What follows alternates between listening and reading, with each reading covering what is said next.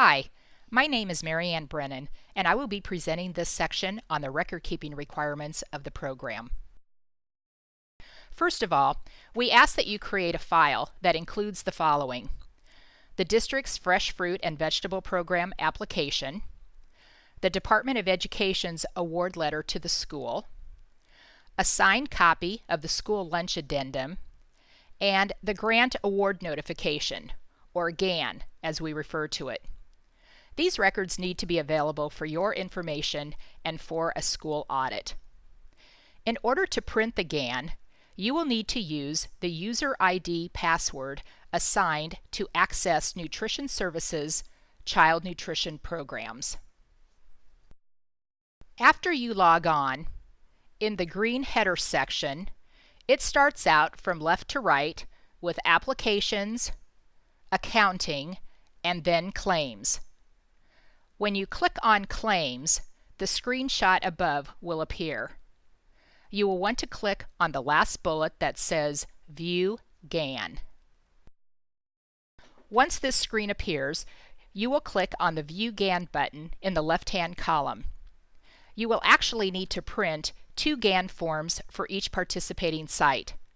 One for July 1st through September 30th, and the other one for October 1st through June 30th. When you click on the View Gann button for each time frame, the grant award notification will appear. As you can see, there is a Print This Page button in the upper right-hand corner. We ask that you maintain complete and accurate records. Remember, organization is the key to a successful program. Each district must create a record-keeping system that works for them. Communication is absolutely essential between the food service manager and the person who submits the claim.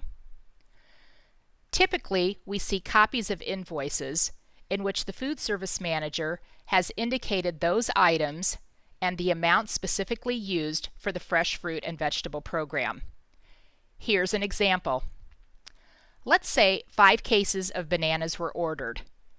In reviewing the invoice, the food service manager highlighted bananas and indicated that 2 cases were used for the fresh fruit and vegetable program. This type of documentation is very helpful to the person responsible for submitting the claim. All receipts and invoices must be retained to support the expenses reported on the claim.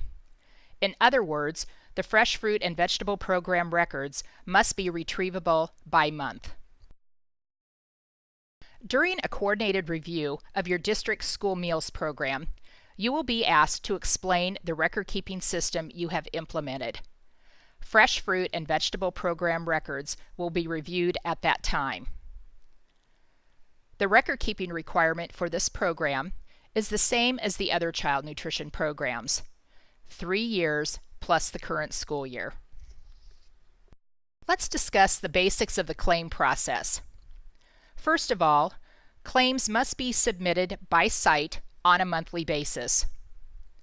Again, claims must reflect only expenses incurred for the month being claimed. We ask that you submit the claim by the 10th day of the following month.